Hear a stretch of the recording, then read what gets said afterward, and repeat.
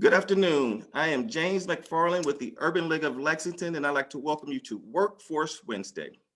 Workforce Wednesday is a streaming program in which we bring to you a guest or a presenter that can help you, the audience, in your workforce development. Workforce Wednesday is brought to you by Toyota Two Show and Truist Bank. And we'd like to thank our sponsors for sponsoring this event. Before we begin today's program, I'd like to bring to you Anissa Franklin, the Chief Administrative Officer with the Urban League of Lexington, so she can tell you a little bit about the programs that the Urban League offers. Anissa. Thank you, James. Hello, everybody, and thank you all for tuning in to Workforce Wednesday webinars. As James said, I'm Anissa Franklin, the Chief Administrative Officer with the Urban League of Lexington, where I've been now for about 21 years. So you can say that I absolutely love my job.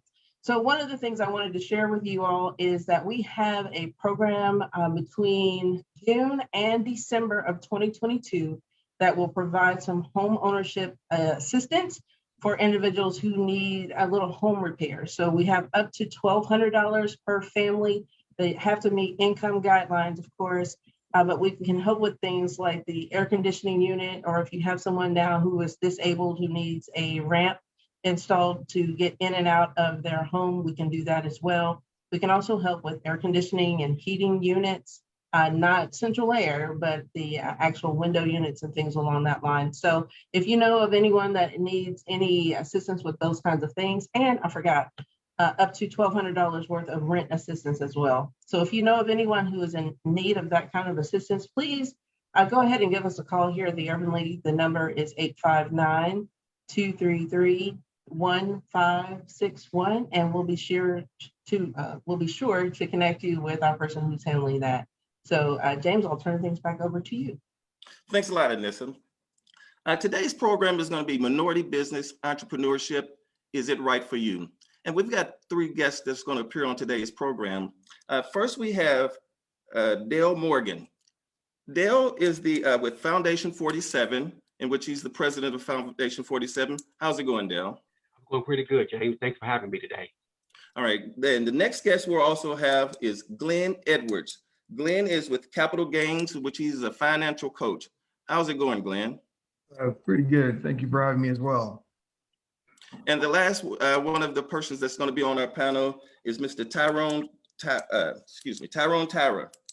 Tyrone is Vice President with the Commerce Lexington, which deals with minority and community businesses. How's it going, Tyrone? Just great. Thank you for having me today. Great. It's good to have you all with us. Dale, before we start, tell us a little bit about yourself and your company. Well, thanks, James. My name is Dale Morgan. I'm the president and CEO of Foundation 47, and I specialize in financial literacy facilitation. I'm a native of Lexington, Kentucky. I graduated from Henry Clay High School, have a bachelor's in accounting and finance from Eastern Kentucky University. But James, one of the reasons why I kind of started my company, well, one of the motivating factors behind the starting of my company was during my K through 12 experience. When I graduated, I didn't know how to balance a checkbook. I had never heard any financial terms such as budgeting or any of those things of that nature. And upon graduating high school, when I went into college, I signed up for a credit card in order to get a free T-shirt. And I didn't make a payment on that credit card for 8 years. So you can imagine what that did to my credit score, right? So I started my company to help to try to mitigate some of those inconsistencies and just not knowing about how the way finances and things work. So those were one of my motivating factors for me starting my company. Let me ask you this question, Dale. How long has Foundation 47 been around, and is it a nonprofit? I've been around kind of, I would say about 3 years. And that term foundation kind of throws people off, but that name came from when you're trying to build a solid financial base, you need a solid foundation. So that's where the term foundation comes from, but I'm actually a for-profit LLC. Okay, great. And Glenn, could you tell us a little bit about yourself and how you got, and a little bit about your company and how you got started? You're muted. Could you need to? Absolutely. Sorry about that.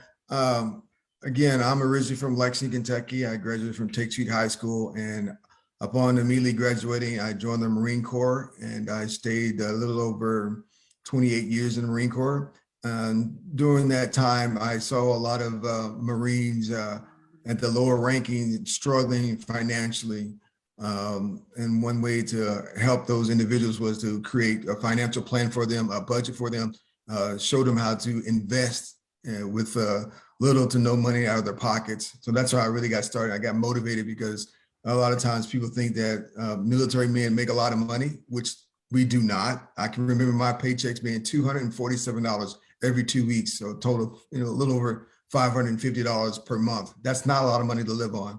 So, but it's not about how much you make, it's about what you do with what you make. So that's what motivated me to start my company, Capital Gains Incorporated. And about how long have you been around?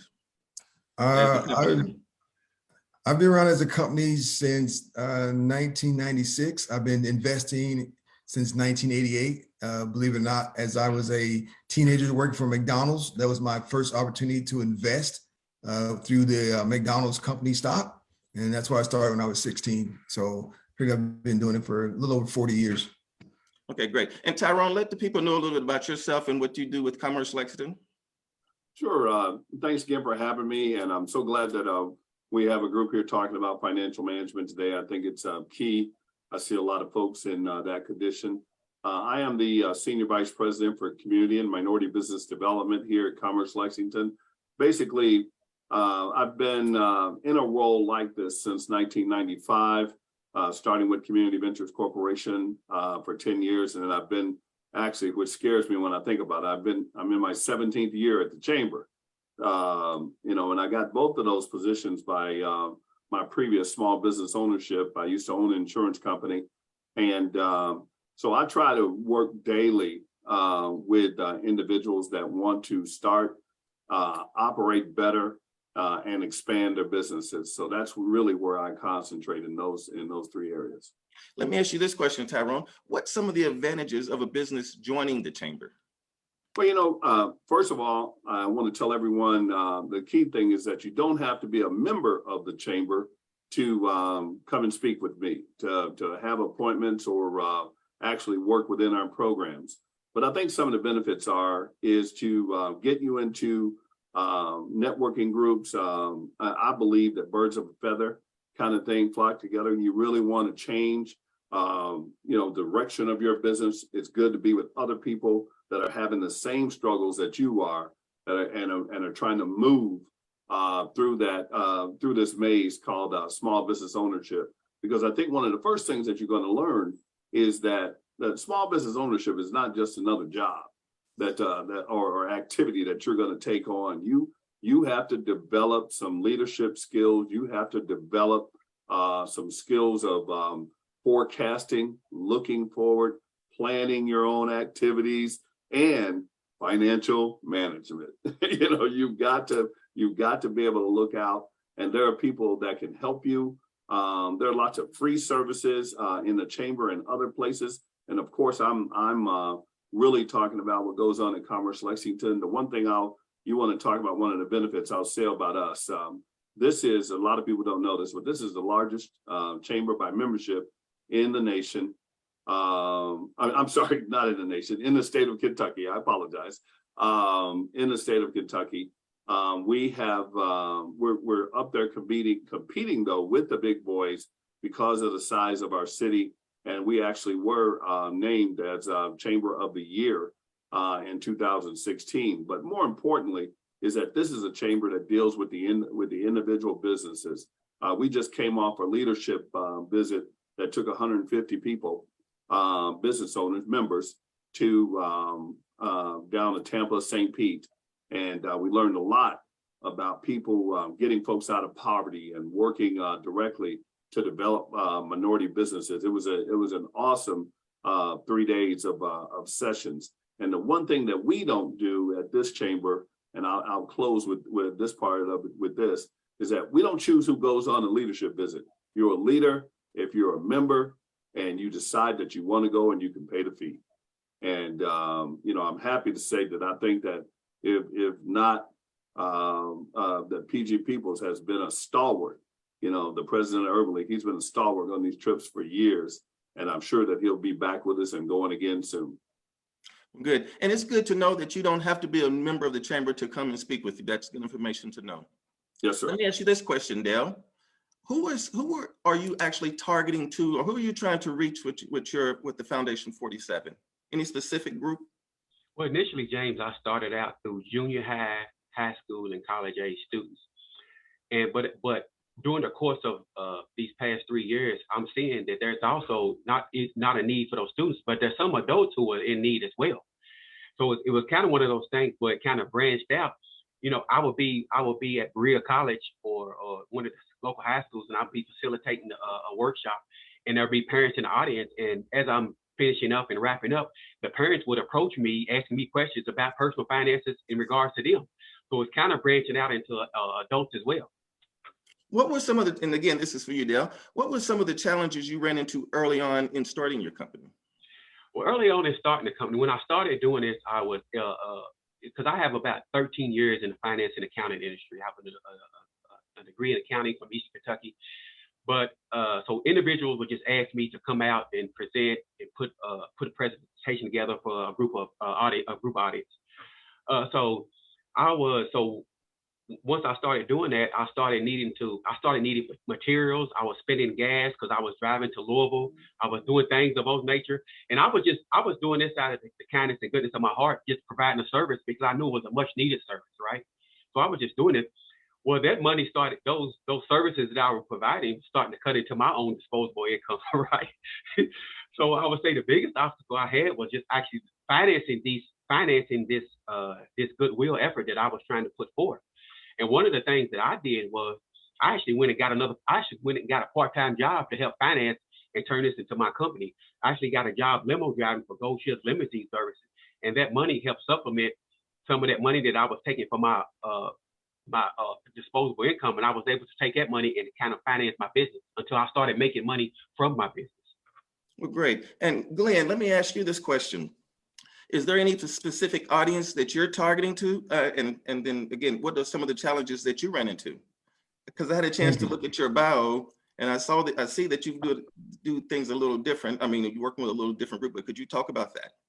Oh, absolutely. Yeah, like Daryl, I was actually the auditor at Berea, and I faced the same challenges there where it was the instructors and the professors that, even though they made a good salary, didn't know what to do with their money. So my focus group was not only those individuals, but those individuals who want to become entrepreneurs. How do I become an entrepreneur? And one of the biggest challenges is funding. That's just not what entrepreneurs for any small business, especially minority-owned businesses. Where do I find the funds and the resources to start my business? How do I start it? And the other challenge was changing the poverty mindset of minorities. I grew up in Lexington in the projects, single mother home with 4 brothers and sisters. And it was a struggle, but my mom never showed that she was struggling financially. So the challenge is finding that niche and that individuals who want to start their own business, have the mindset and the wherewithal to do it, but don't have the finances or the resources. So that's my targeted audience, particularly right now that I'm working with several individuals who's getting their business off the ground. Okay, great. Now, Tyrone, after listening to both Dale and Glenn, brings me back to you with one of these questions. Monies. What programs are there that the chamber offers that presents monies to these businesses? Well, I tell you, thanks a lot. The one thing that I think that we have is one of our long-standing programs is called the Access Loan Program, where we can make loans. Really, we start at $5,000 and we've made loans as high as $3 million, and we can go beyond that. The reason we can go beyond that is that we have we can do loans at any level for 2 reasons. One, we have 2 nonprofits that we work with that, and one I'm going to promote a little bit here, that we work with that do microloans. They specialize in loans in $10,000 and under. The one that I'm working with most heavily right now is one at Park Community Credit Union. And Park Community Credit Union has a loan up to $10,000 where they charge you interest.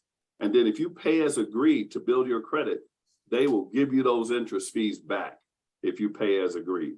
And so that is a great starter.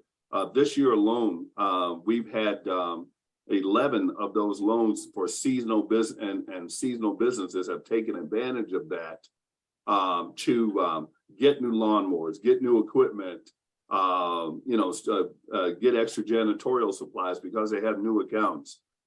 We've been able to really assist businesses with this lower level loan where they actually have the new accounts and they need to have the equipment to run that account. So Park has been a real good friend of ours for the last few years. We also work with Community Ventures Corporation and what they do with microloans. They're two different entities. Park can do a loan of any size, but we concentrate with them on that end. And then you go back and we have 25 other lenders, which are banks that really are interested in the larger loans. And we can, that way gives us an opportunity to make any kind of loan that we can. And access to capital is the number one conversation. I talk to people all over the country, and whether you're a minority business, by the way, our access loan program is open to everyone. One of the reasons that my job is called Community and Minority Business Development is that the access loan program, so there's no myth, is open to everyone. That's why we do that, because we want it to be for the whole community. Because if nothing else, if we make a loan to somebody and they hire minorities, we've won. We've won a good part of the game in that, especially if it's at a good salary. So the access loan program is a big thing that we've always operated. There were 2 executive directors before me that got that started, and I've just tried to take it along and grow it. So far, we're hovering right at $25 million with an average loan of about $80,000. Just to give you an idea, I mean, we really are doing small business loans, but we can do loans of any size. And access is, I feel like it's a lot of people call it a Shark Tank level program. I hate to do it that way, but that's really kind of how we do it. You present to a group, and then you get offers from the bankers. And all I say about that, and everybody will laugh at us, but we started before Shark Tank, so 2001. And a good idea is used by all. And this, yes, sir. That's it. Nissa has joined us. And Nissa, do you have any questions? I do. Tyrone, this question is for you. My mom, so let's say a baby boomer, has her own business. She has for a while. One of the things that she learned growing up from her mother was that you don't take out a loan. So I'm curious as to what you would say to individuals like her who feel like any kind of loan, like I even talked to her about PPP loans when they were coming out, and she's like, it's a loan, I don't want a loan, I'll handle it on my own. So wondering what would you say to her, and are there any kind of training programs that you have for someone who like her who doesn't have all of the skill sets necessarily to run her business effectively? Well, you asked something twofold there. And I'll tack the training first. What we try to do is one-on-one training, because people come in with attitudes like that. And I think that not getting a loan is a myth that a lot of us go through, and a lot of minority businesses struggle because, hey, we're used to being frugal, right? We're used to, people don't know it, but I mean, I heard Mr. Edwards say earlier, his mother struggled, but guess what? She didn't tell him. They just went out and they just got the job done the best way that they could. And I think that is something that we've always done as a people. But I will also tell folks, I work with doctors. I work with a doctor that has grown his practice. Now you can believe this. He's grown his practice during the pandemic from 250 employees to 1,300 employees during the pandemic. And I'm gonna tell you, and you tell your mother, this is what he says: introduce me to every banker that you can, because I prefer to use their money other than mine. And what you try to do is you try to use it, and I'm really not joking about that. You try to use it for short terms. You want to get in and get out. Use it for use the money as a tool. Use it for actual purposes. Use it for something that is going to give you a gain in that business. Like I said before, I talked to people this winter and the guy says, hey man, I just got a new contract with the state. I'm going to need 4 more lawnmowers. Can you help me out? So that way, okay, you spend that $8,000 on 1 new and 3 refurbished lawnmowers, and you go out there and you do that. That gains you that contract, and hopefully it's going to make you a profit if you can get people behind those mowers and get them rolling. So that you want to, in a business, you don't want to borrow money just to have it on hand. And they're not going to let you, by the way. You want to borrow money for a purpose. You want to borrow money to move. If you have a new idea, if you want to finance a new stream of business, if you're in a craft business and now you want to open up a whole nother craft area, but it's going to cost you $5,000 for materials. Hey, cash that out. And that's what we would help you do, is to sort of forecast that out and see what that $5,000 is going to bring you. If it's going to bring you significant funds and give you great turnover in that retail operation, that's something that you should do. So what I would say to your mother is that have a conversation with someone about what to borrow money for and how to use it as a tool in her business. Well, okay, great. Let me ask this question of Glenn. Glenn, a lot of people have a fear about starting their own business, the fear of failure. What gave you give you the ability to start your business?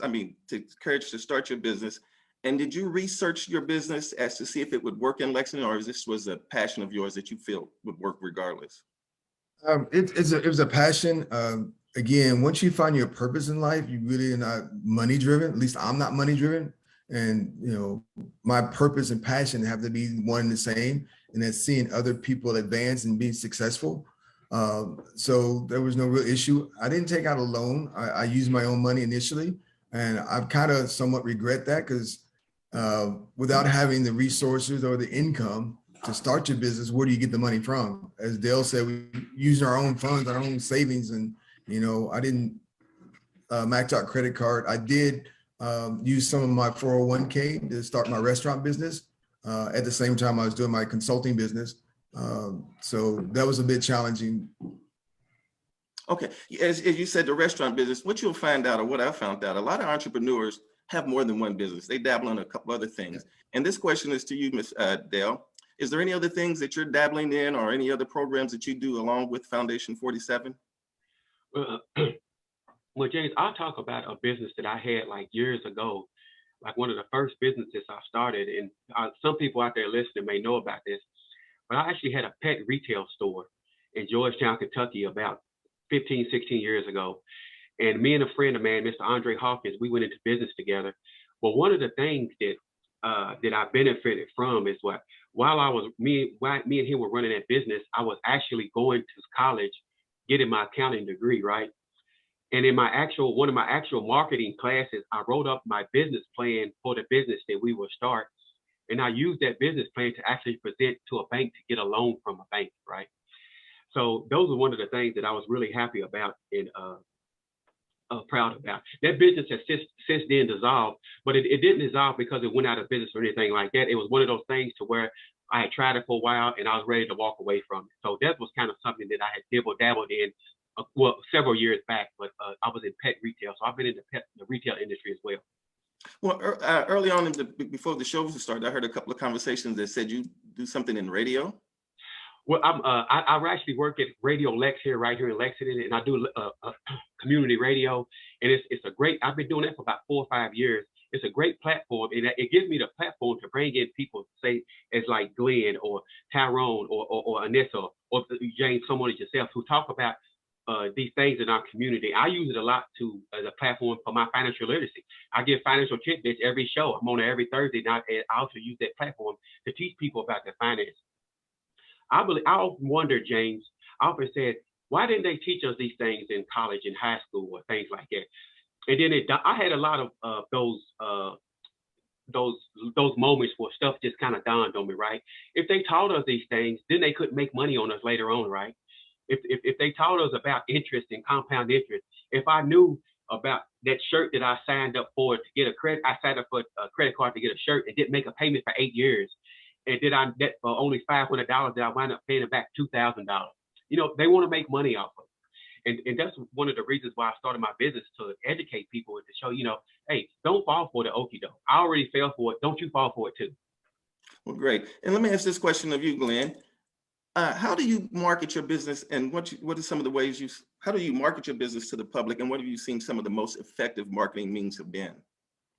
Right now, since the advent of social media, I think that's one of the highlighted areas that you can attract your target audience and your target market. Because when I started, it was basically word of mouth, friends telling friends, me going to ball games and talking to parents and asking them, especially basketball, where they're buying these Jordans. And even now, Jordans are $200-300 pair of Jordans, and I'm like, okay, kids buying cars and fixing them up and putting $3,000-4,000 rims on a full $500 car. It just makes sense to me. So I would talk to those individuals. So I'd approach them one-on-one. Now, social media, primarily Facebook, Twitter, all the other social medias where I can track people. Then again, my most prevalent one is still word of mouth. I've gotten calls from say, hey, I heard you do finances. My son's trying to set up a college fund for his daughter, or hey, I'm trying to start a new restaurant. Yeah. And what I found is that a lot of people enjoy and they know what they're doing. If you're a mechanic, you know how to fix cars. If you're a cook, you know how to cook, but they have no clue of what it takes in the back office. As Dale would probably agree, the accounting aspect of it, the tax aspects of it, all the licenses you need for each type of business, whether you want to be a sole proprietor or an LLC or an S corporation. They don't have a clue of how to start that process. So that's how I get my entryway into those areas, those individuals. Let me ask you this question again. This is to you, Glenn. As a person who wants to start a business, they have never started a business before, and they want to start a business, they have an idea that they think would work. What do you think the initial startup cost would be just to get the paperwork and that portion of it done? Not the startup cost for the product, but just to get the paperwork and their business legitimate. Well, the great thing about in Kentucky, they have the Kentucky One Stop, where you can actually primarily do all your official documentation online. And that's very nominal cost, probably less than $100. When you say, Dale, it's probably very minimal. Now they can hire, my other companies, Asher Small Business, we do all that for you. You don't have to do any of the paperwork. We'll walk you through it. And that's one thing why I enjoy doing what I do as a teacher. I was a professor of accounting at K-State for a few years, and I walk people through the process. I can do it for you, but for me, if I have to pay somebody to do it, then that's less money I have to invest. So I tend to walk people through the process and be there to help them to understand that basic understanding and knowledge. A lot of people get taken or get misused because they don't understand the process. So we're helping them and walking them through the process and get them to understand just the basic knowledge of it. So getting back to your question, not very much at all. I would say less than $500. And Glenn said something key there too. A lot of it is a lot of people get deterred because of certain processes, right? First of all, there's a fear of the process. And then if you actually start the process and that fear of yours is highlighting, that's a deterrent for some people. That fear of that process will actually turn them away. So, yeah.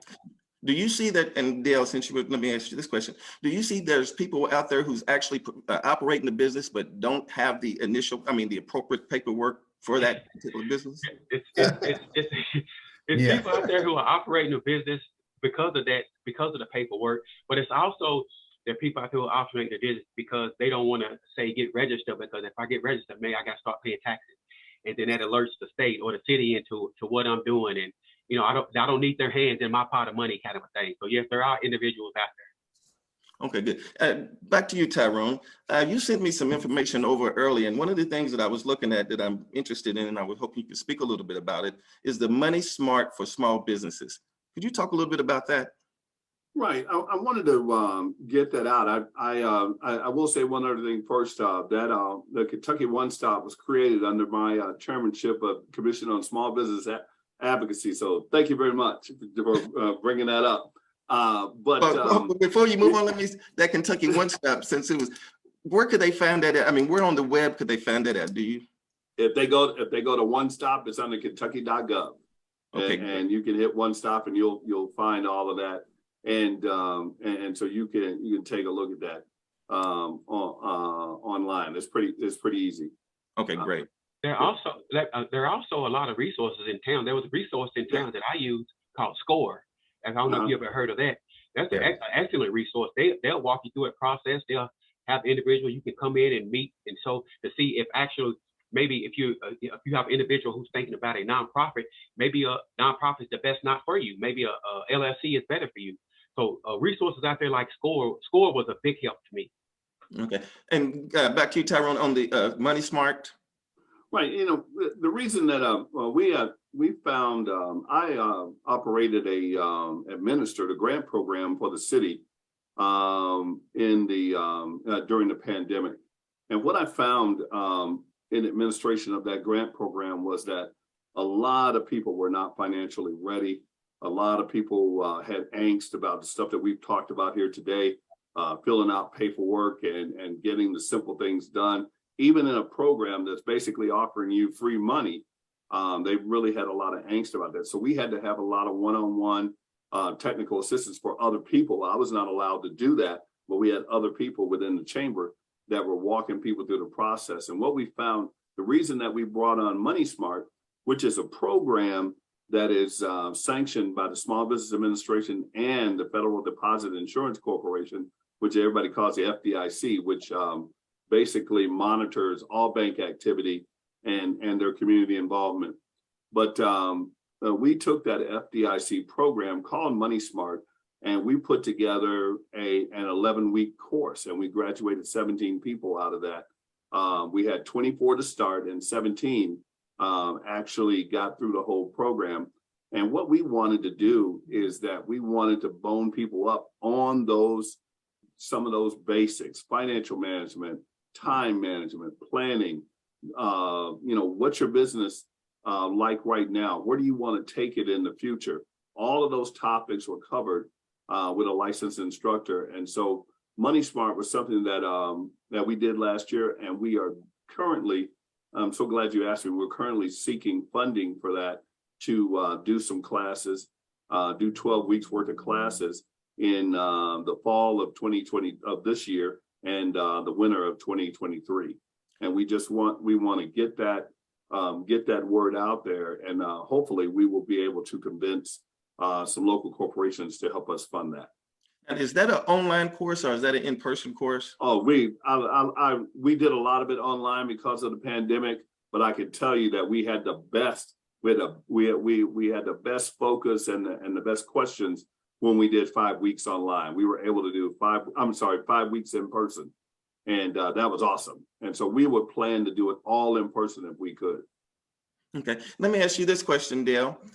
We was talking earlier. Now, when some of these people look at starting their business and they want to determine, should this be a nonprofit, or should I be an LLC, or should I be a sole proprietor?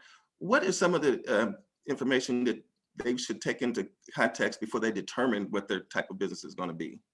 Okay, thanks, James. One of the things so when I started out facilitating these workshops, just doing it out of kindness of my heart. Individuals would say, "Hey, Dale, could you come talk to these kids about budgeting or about investing?" And I would do it.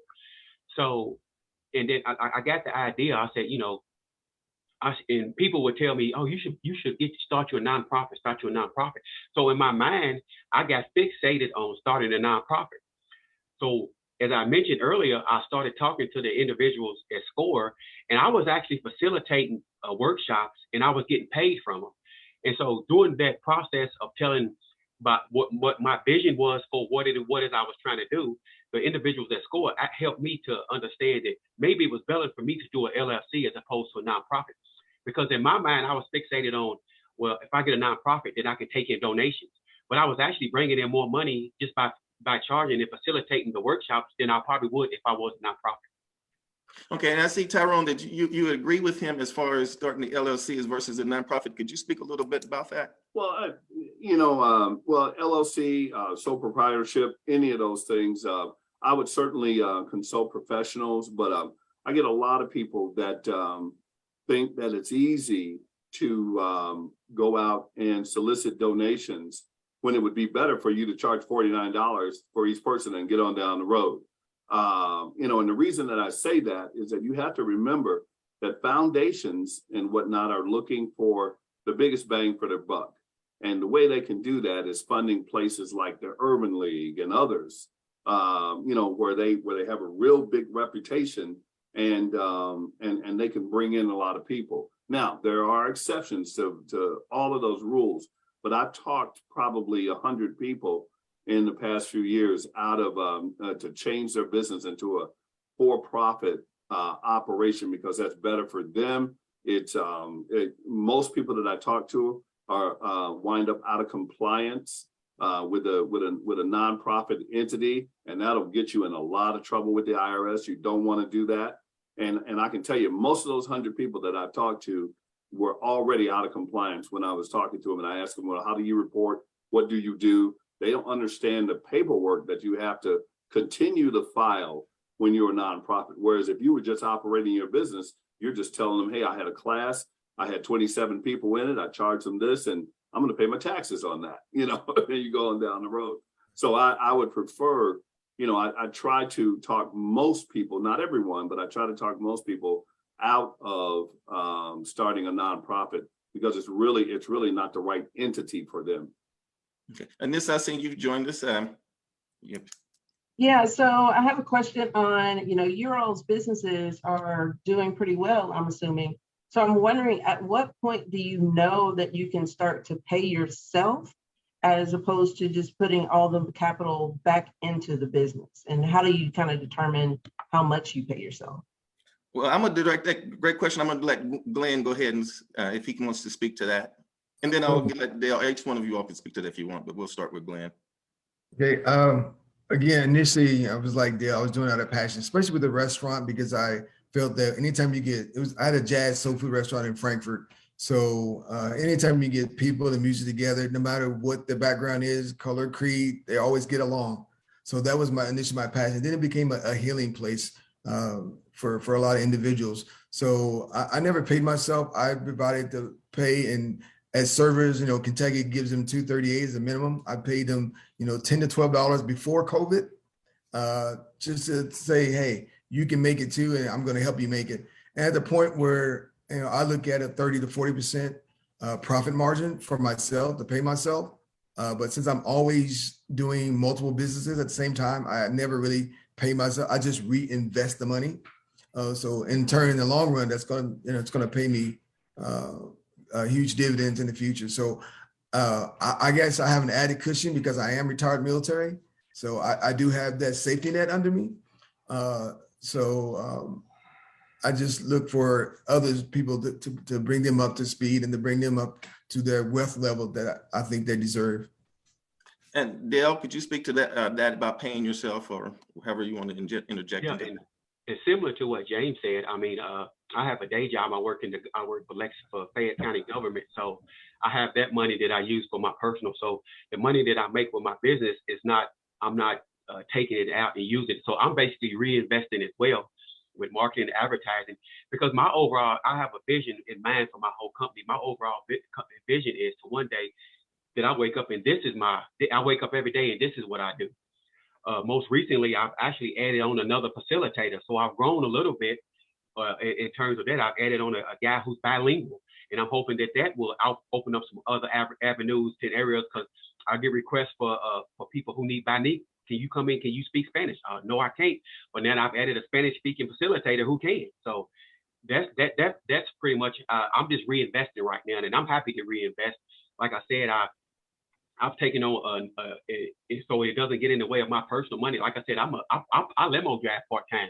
A lot of people see me out here doing this and that, and you might see me going down the street in a limo bus driving. So, and I take that money and I put it into my company, because I have a overall vision and a dream that I can see happen.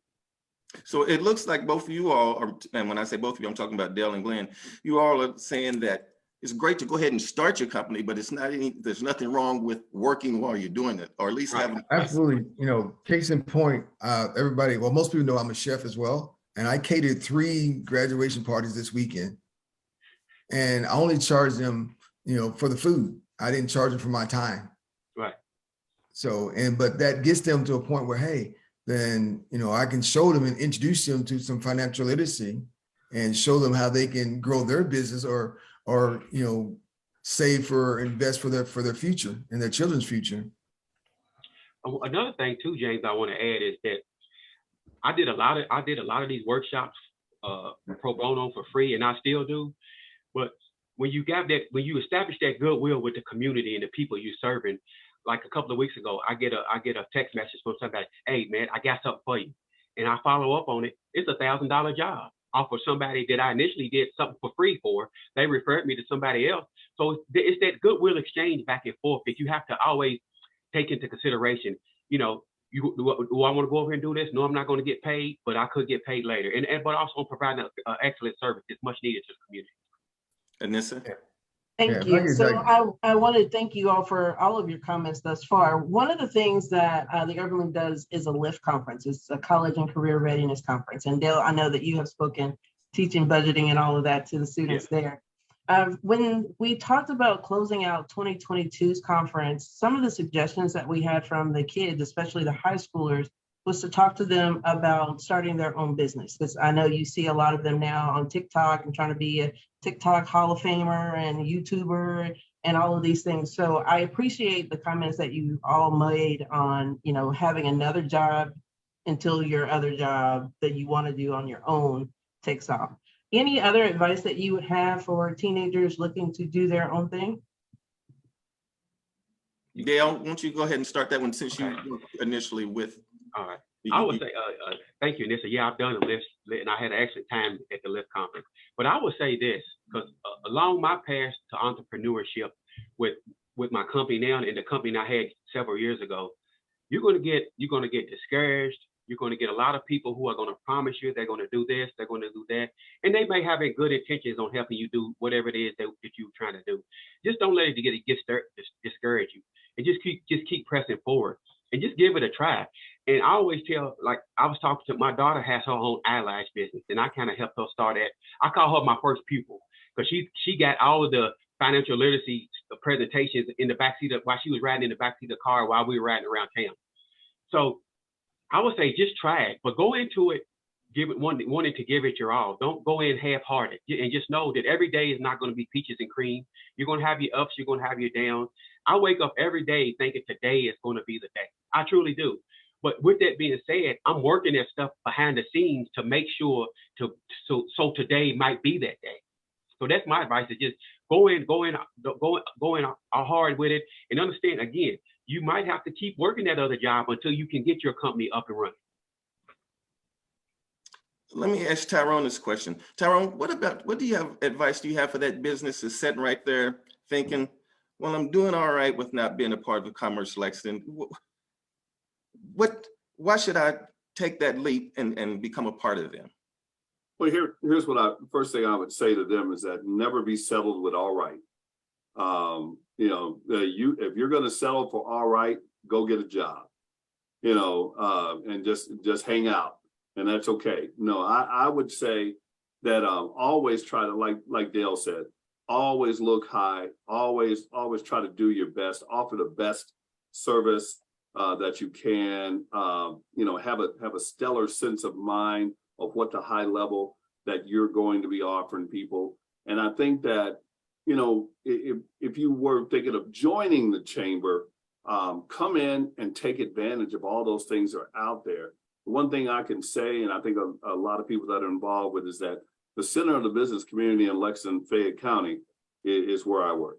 Okay. And I know that by the things that I've seen and the things that have surprised me in 17 years. So I think that if you get in and you try to make yourself a part of that, it's going to benefit you overall. But the one thing that's going to benefit you the most, you're talking to someone that is in the real estate business. I'm currently in the coffee business. I also have owned the insurance company and a janitorial company, and all those things have taught me different lessons.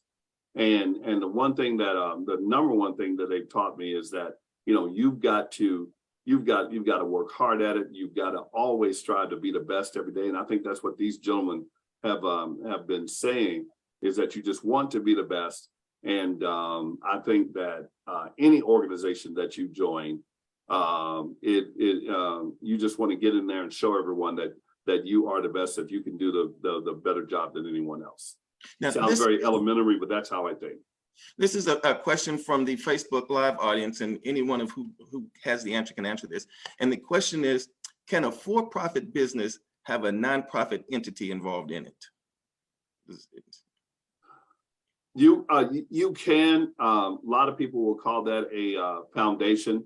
And I can tell you that, I know of 2 companies that have a foundation linked to their business, and they do different things. They have different missions with that. But again, if you're going to do something like that, I would talk to an attorney and an accountant, not to me. And I would agree with Tyrone.